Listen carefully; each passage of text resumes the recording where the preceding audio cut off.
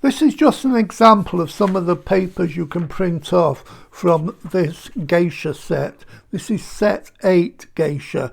That's the main design. There's loads of different papers you can print off within there. This is an example of some of them. That's one of the background papers. Same background paper there, but in different sizes.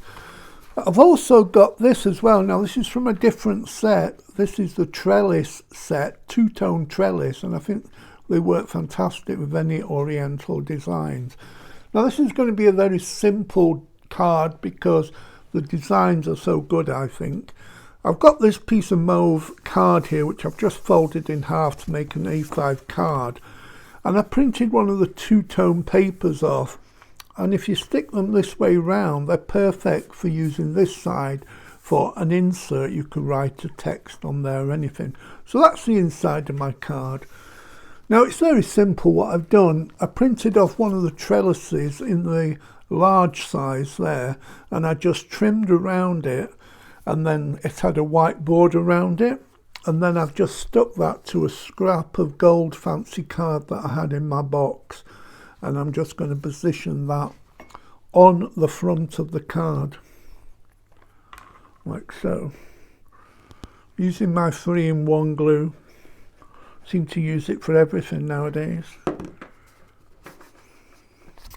And that's going to stick there. I've made it slightly thicker there at the bottom just to give it a more kind of professional look, in my opinion. There you go. That's the front of the card. And you've got that lovely trellis. And all I've done here is I've taken the medium large topper with background, and again I've trimmed around the edge to give me a white border. Now I've prepared this one already, and I've stuck it to the same colour of the silver gold card, and it's the picture. And I'm raising that up. I've put some foam pads on the back.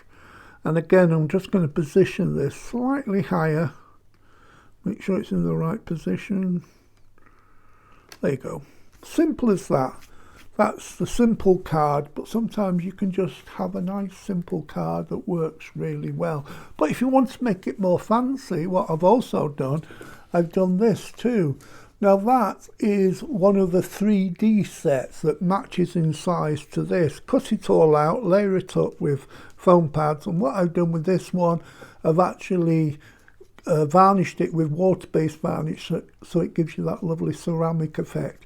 I've got some repositionable glue on here because I'm going to use this for other projects as well, and that can just stick over the top. Obviously if you want it permanent, you can use a permanent glue.